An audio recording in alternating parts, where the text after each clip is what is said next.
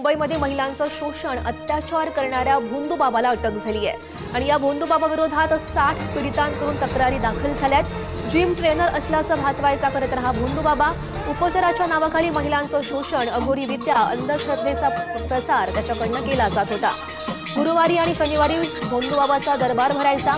मुंबईच्या दिंडोशी पोलिसांनी रिदम पांचाल उर्फ मॉन्टी पांचाल या भोंदूबाबाला अटक केली आहे। उपचाराच्या नावाखाली हा भोंदूबाबा महिलांचं शोषण करायचा, अघोरी विद्या करायचा, अंधश्रद्धेचा प्रसार करायचा।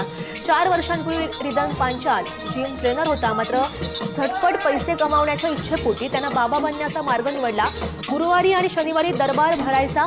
आतापर्यंत या भोंदूबाबा विरोधात 60 पीडितांनी तक्रार दाखल केली। बेसिकली आहे जिम ट्रेनर।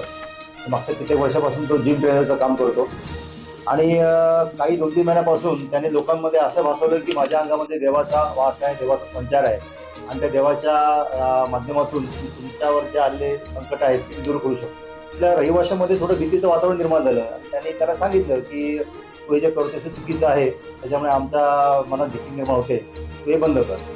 तेव्हा त्या लोकांना त्यांनी सांगितलं की तुम्ही जर माझ्यामध्ये आलात, विधीच्या मध्ये आलात, तर मी तुमचा देखील सर्वनाश करेन।